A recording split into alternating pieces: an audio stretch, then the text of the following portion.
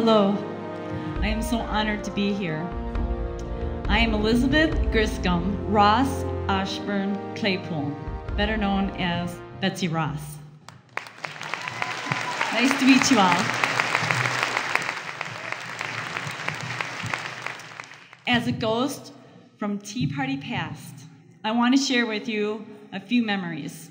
When George Washington came to me and asked me if I can construct the flag, I said, I don't know if I can, but I will try. And that is the message that I want to bring to you today. That we don't have to be great people to do great things. In fact, I happen to know the founding fathers that you read about in your history books. They were people with a dream who put conviction above personal safety and comfort. There were 56 brave men who signed the Declaration of Independence. Do you know what happened to them after they signed it? Well, let me tell you their stories. 5 signers were captured by the British as traitors and tortured before they died. 12 had their homes ransacked, and 2 lost their sons serving in the Revolutionary Army. 9 of the 56 men have died from wounds or hardships from the war. What kind of men are these that pledged their lives, their fortunes, and their sacred honor? Well, 24 were lawyers and jurists. 11 were merchants.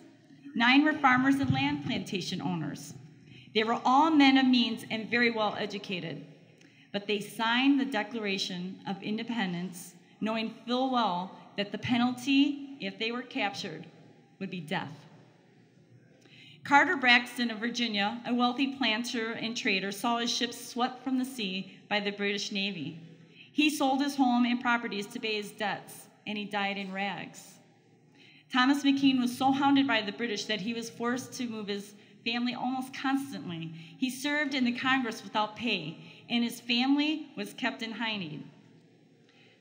And the Congress being in Congress and not being paid. Does anybody get that? I just thought I'd mention that again. His possessions were taken from him, and poverty was his reward. Vandals or soldiers looted the properties of Dillery, Hall, Clymer, Walton, Gwinnett, Hayward, Rutledge, and Middleton. At the Battle of Yorktown, Thomas Nelson Jr. noted that the British General Cornwallis had taken over the Nelson homestead. He quietly urged George Washington to open fire. The home was destroyed, and Nelson died bankrupt. Francis Lewis had his home and properties destroyed. The enemy jailed his wife, and she died within a few months. John Hart was driven from his wife's bedside as she was dying. Their 13 children fled for their lives. His fields and his grits mills were laid to waste. For more than a year, he lived in forests and caves. Returning home, he found his wife dead and his children have vanished. A few weeks later, he died from exhaustion and a broken heart. Morris and Livingston suffered similar fates. Such were the stories and the sacrifices of the American Revolution. These men were once like you, living a comfortable life as part of the silent majority, until injustice called them forward to take a stand for what was right.